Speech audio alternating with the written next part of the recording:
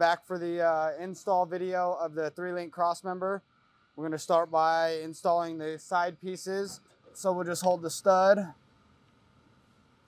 You don't want to tighten it all the way, just get it up there enough to hold.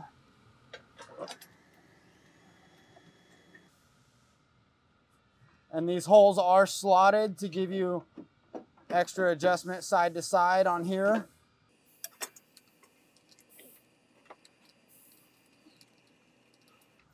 All right, and you're gonna wanna make sure, if you're not doing this on a lift, make sure you have proper jack stands holding everything up, holding the transmission and transfer case up from falling down. And these are your 7/16 bolts. So we'll just slide that up into place. Start here. These are also slotted on this, so you can go in and out with them.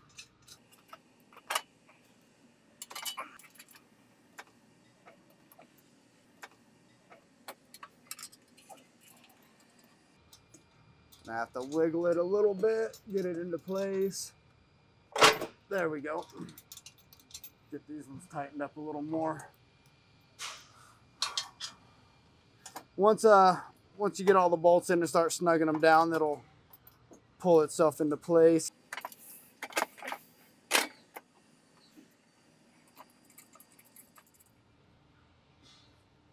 And what I like to do is right here on the sides, you can see where it's got the flat edge that it meets right up against.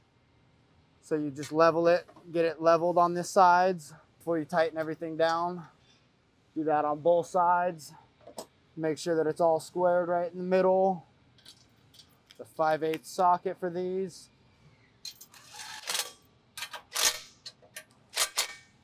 Don't tighten them up too tight yet.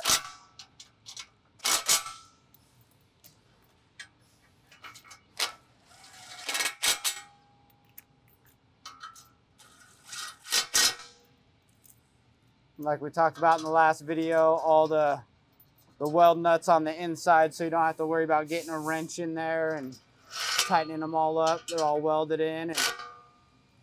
And there's that centerpiece in. Oh, right there, that's a 3/4 on that one. Make sure it all looks pretty centered. Transmission bolts are lining right up inside. Then you can basically just tighten them up.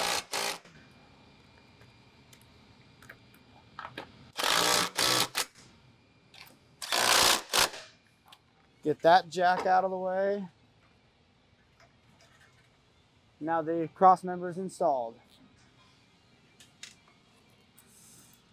So we'll start with this lower right here on the passenger side. And then before you install them, make sure you take an eye-to-eye measurement of each one. Make sure they're the same from center of eye to center of eye. That way, your axle is centered on both sides. Then you're gonna need, for the axle side, these 9/16 by 4.5. We'll grab one of them. And then depending on your bracket setup, obviously, will determine where you want your Zerk fitting to be so you can easily access it.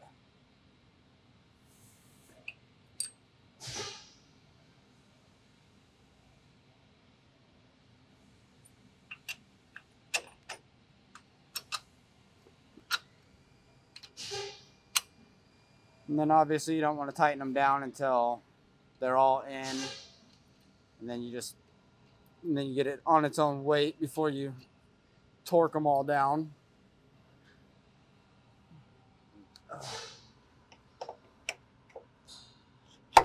Grab a pry bar.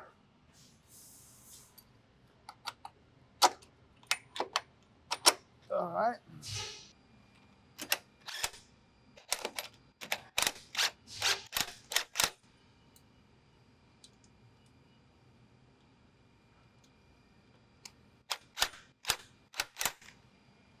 For this one, it's going on the driver's side due to the axle setup that's on this Jeep right now. This one will go on the driver's side rather than the passenger. slide the heim in.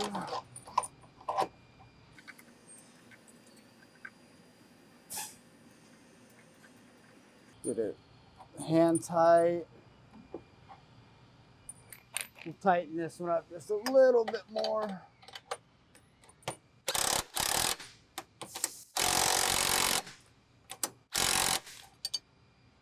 We don't want to fully cinch it just yet. All right, I'm gonna have to back this one out a little bit. Really, you want to try to get your pinion angle set as best as you can, but it's kind of hard when you're not on the ground.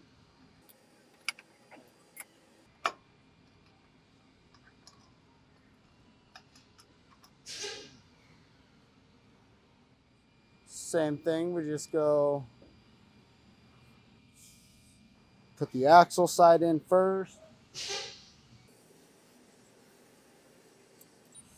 Now this one might be a little, fight us a little bit more than the last one on getting it into the cross member, just because there's still a little bit of tension on these springs. That in.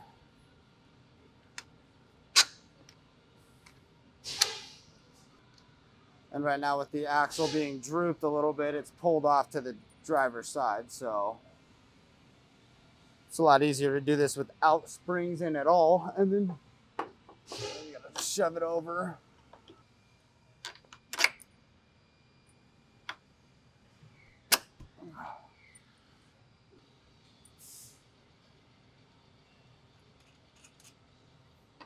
There you go.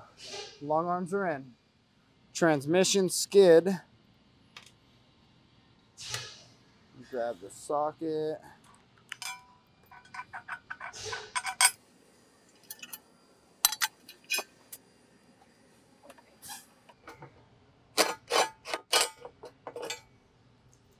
That one in a little bit.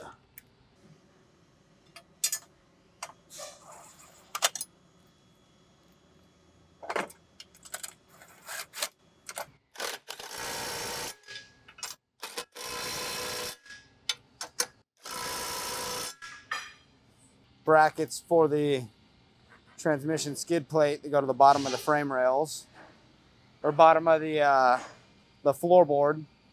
So the shorter one is the passenger side. So you feed it up in there until it's touching flat on the floor.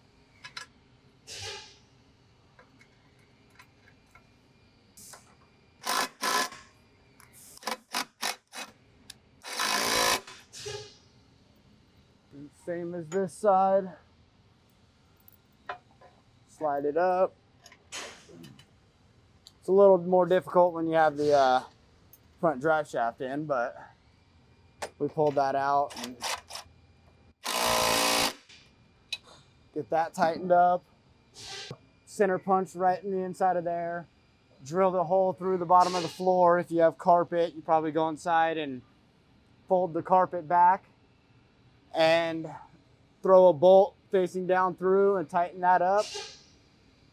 And then you'll have your transmission skid plate.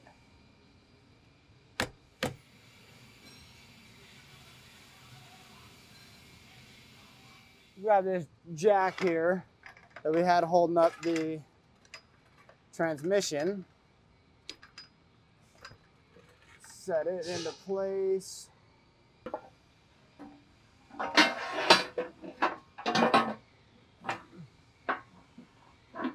Line up the center hole.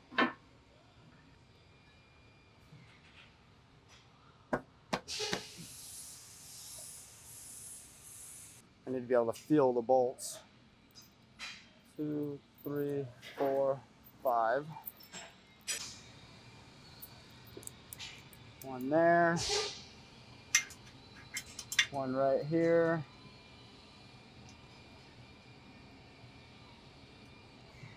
I think that should do it right there. Yep, an extension and a swivel.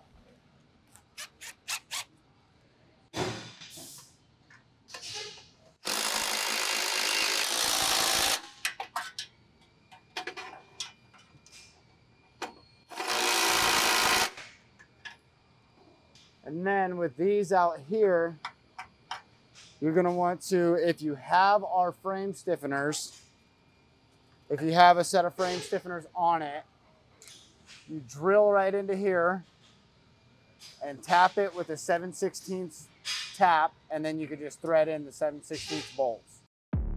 Mark on the frame where you're going to be drilling. It's recommended to start with a smaller drill bit and to keep increasing the size of the bit. Make sure the drill bits you are using are sharp. This will make the job easier for you.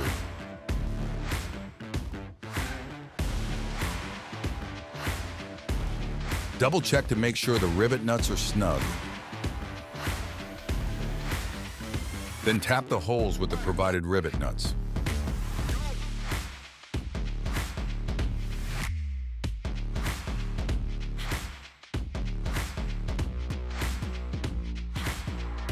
Now hand screw the 7/16 bolts.